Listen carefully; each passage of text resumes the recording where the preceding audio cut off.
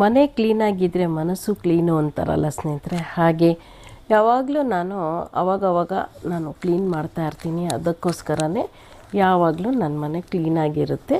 ನನ್ನ ಸ್ನೇಹಿತರೆಲ್ಲ ಬಂದು ಹೇಳ್ತಾ ಇರ್ತಾರೆ, ನಿಮ್ಮ ಮನೆ ಎನಿ ಟೈಮ್ ಕ್ಲೀನಾಗಿರುತ್ತೆ, ನಂಗೆ ತುಂಬ ಇಷ್ಟ ಆಗುತ್ತೆ ಅಂದ್ಬಿಟ್ಟು. ನನಗೇನು ಕಷ್ಟನೇ ಅನಿಸಲ್ಲ ಸ್ನೇಹಿತರೆ. ಆವಾಗವಾಗ ನೋಡಿ ನಾನು ಈ ರೀತಿ ಕ್ಲೀನ್ ಮಾಡ್ಕೊಳ್ತಾನೇ ಇರ್ತೀನಿ.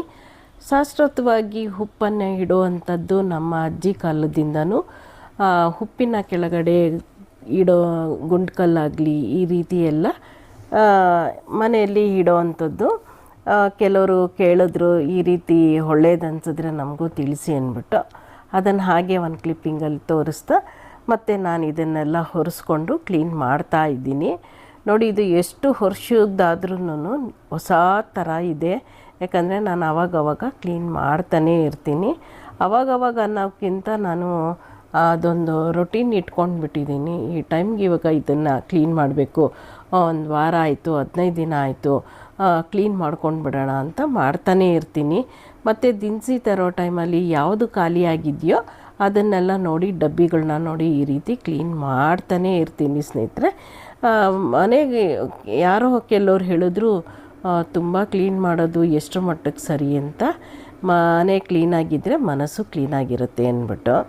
ಮತ್ತು ತೆಂಗಿನಕಾಯಿ ತುಂಬ ಇತ್ತು, ಎಲ್ಲ ನೀರು ಹೊಟ್ಟೋಗ್ಬಿಟ್ಟಿತ್ತು. ಅಂದರೆ ನೀರು ಹಿಂಗೋಗ್ಬಿಟ್ಟಿತ್ತು, ಕೊಬ್ಬರಿ ಹಾಕ್ತಾಯಿತ್ತು. ಆದರೆ ಇದು ತೆಂಗಿನಕಾಯಿ ಆಗಿತ್ತು. ಸರಿ, ನಾನು ಕಟ್ ಮಾಡಿ ಬಿಸಿಲಲ್ಲಿ ಒಣಗಾಕಿ ಇವಾಗ ಬಸಳೆ ಸೊಪ್ಪನ್ನ ಕಿತ್ಕೊಂಡು ಬರೋಣ, ಅದರದ್ದೊಂದು ತಂಬುಳಿ ಮಾಡೋಣ ಅಂಥೇಳಿ ಹೋಗ್ತಾಯಿದ್ದೀನಿ ಸ್ನೇಹಿತರೆ. ಹೋಗಿ ಇವಾಗ ಒಂದು ಸ್ವಲ್ಪ ಎಲ್ಲ ನೋಡಿ, ಅಲ್ಲೆಲ್ಲ ತುಂಬ ಗಿಡಗಳು ಬರ್ತಾಯಿದೆ, ಬಸಳೆದು ಬೀಜ ಎಲ್ಲ ಬಿದ್ದು ಅದನ್ನೆಲ್ಲ ನೋಡ್ತಾಯಿದ್ದೆ. ಅದಕ್ಕೊಂದು ಸ್ವಲ್ಪ ಸೇಫ್ಟಿ ಮಾಡಬೇಕಲ್ಲ, ದಾರ ಎಲ್ಲ ಕಟ್ಟಿ ಎಲ್ಲ ತುಂಬ ಚೆನ್ನಾಗಿ ಬಳ್ಳಿ ಬಸಳೆ ಅಂತ ಇದು. ಇದ್ರದ್ದು ವಿಡಿಯೋನ ನಾನು ಸಾಕಷ್ಟು ಹಾಕಿದ್ದೀನಿ ನೋಡಿ. ಇದೆಲ್ಲ ತುಂಬ ಬಸಳೆ ಬಂದಿದೆ. ನಾನು ಇವಾಗಲೇ ಒಂದು 10-11 ಬಾರಿ ಸೊಪ್ಪನ್ನು ಬಳಸಿದ್ದೀನಿ. ಅಂದರೆ ಈ ಬ್ಯಾಚಲ್ಲಿ ಬಿಟ್ಟಿರೋ ಅಂಥದ್ದು. ತುಂಬ ವರ್ಷದಿಂದ ನನ್ನ ಬಸಳೆನ ನಾನು ಇಲ್ಲೇ ನನ್ನ ಗಾರ್ಡನ್ನಲ್ಲೇ ಬೆಳೆಸೋದು. ಈ ಬ್ಯಾಚ್ ಇವಾಗ ಸ್ವಲ್ಪ ಎಲ್ಲ ತೆಗೆದು ಹೊಸದಾಗಿ ಒಂದು ಸ್ವಲ್ಪ ಹಾಕಿದ್ನಲ್ವ, ಆ ಟೈಮಿಂದ ನಾನು ಇವಾಗ ಒಂದು 10-11 ಬಾರಿ ನಾನು ಬಳಸಿದೆ. ನೋಡಿ ಎಷ್ಟು ಚೆನ್ನಾಗಿದೆ ಆರ್ಗ್ಯಾನಿಕ್ಕಾಗಿ ಬೆಳೆದಿರುವಂತಹ ಬಸಳೆ ಸೊಪ್ಪು.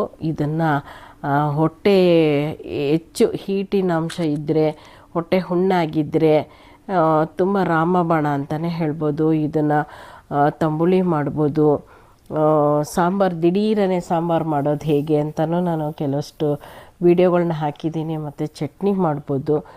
ನಮ್ಮ ಯಾವ ಅನುಕೂಲ ಆಗಿರುತ್ತೆ, ನಮ್ಗೆ ಯಾವಾಗ ಏನೇನು ಬೇಕೋ ಅದನ್ನೆಲ್ಲ ಮಾಡಿಕೊಂಡು ನಾವು ಬಳಸಬಹುದು ಸ್ನೇಹಿತರೆ. ಸೊಪ್ಪು ನೋಡಿ, ಎಲ್ಲ ಸಂದಿ ಪಂದಿಲಿ ಎಲ್ಲೆಲ್ಲಿದೆಯೋ ನೋಡಿ ನಾನೆಲ್ಲ ಕಿತ್ಕೊಂಡೆ. ಸಾಕು ಇಷ್ಟು ಸೊಪ್ಪು ಅಂತ ಹೇಳಿ ಇಷ್ಟು ಕಿತ್ಕೊಂಡು ಬಂದಿದ್ದೀನಿ. ಇವಾಗ ಈ 3ರಲ್ಲಿ ಯಾವುದೋ ಒಂದು ಮಾಡೋಣ ಅಂದ್ಕೊಂಡು ಕೊನೆಗೆ ಸಾಂಬಾರು ಮಾಡೋಣ ಅಂತ ಡಿಸೈಡ್ ಮಾಡಿದ್ದೀನಿ. ಸಾಂಬಾರಿಗೆ ನಾನು ಮೈಸೂರು ತೊಗರಿಬೇಳೆ ಹಾಕಿ ನಾನು ಸಾಂಬಾರನ್ನ ಮಾಡ್ತಾಯಿದ್ದೀನಿ ಸ್ನೇಹಿತರೆ. ನಿಜಕ್ಕೂ ತುಂಬ ರುಚಿಯಾಗಿರುತ್ತೆ.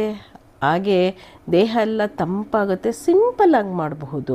ಬಸಳೆ ಸೊಪ್ಪು ನೀವು ಹೇಗೆ ಉಪ್ಪು ಖಾರ ಹಾಕಿದ್ರೂ ಆ ರುಚಿನೇ ಬೇರೆ ಇರುತ್ತೆ ಸ್ನೇಹಿತರೆ. ರುಚಿ ಎಷ್ಟರ ಮಟ್ಟಿಗೆ ಅಂದರೆ, ಇವಾಗ ನಮಗೆ ಹೊಟ್ಟೆಯೆಲ್ಲ ಹುಣ್ಣಾಗಿರುತ್ತೆ ಅನ್ನೋದಾದರೆ ತಕ್ಷಣಕ್ಕೆ ಒಂದು ಒಳ್ಳೆ ಮೆಡಿಸನ್ ಆಗಿರುತ್ತೆ ಸ್ನೇಹಿತರೆ ಈ ಬಸಳೆ ಸೊಪ್ಪು. ಅದಕ್ಕೆ ನೀವು ವಾರಕ್ಕೊಂದ್ಸಲ ಆದ್ರೂ ನೀವು ಬಳಸಿ. ನಾನು ಏನು ಹಾಕಿಲ್ಲ, ಬರೀ ಉಪ್ಪು ಖಾರ ಟೊಮೊಟೊ ಮತ್ತು ಬೆಳ್ಳುಳ್ಳಿ ಹಾಕಿದ್ದೆ.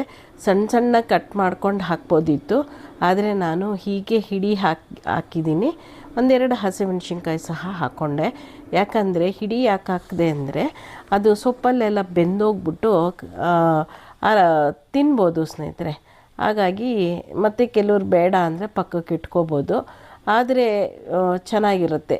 ಅದಕ್ಕೊಂದು ಸ್ವಲ್ಪ ಅರಿಶಿಣ, ಸಾಂಬಾರು ಪೌಡ್ರನ್ನ ಹಾಕಿ ದಿಢೀರನೆ ಬಸಳೆ ಸಾಂಬಾರು ಕುಕ್ಕರಲ್ಲಿ ಕೂಗಿಸಿದ್ರೆ ನಮ್ಮ ಸಾಂಬಾರು ರೆಡಿ. ಯಾರೆಲ್ಲ ನನ್ನ ವಿಡಿಯೋ ನೋಡಿಲ್ಲ ಪ್ಲೀಸ್ ನೋಡಿ ನನಗೆ ಪ್ರೋತ್ಸಾಹಿಸಿ.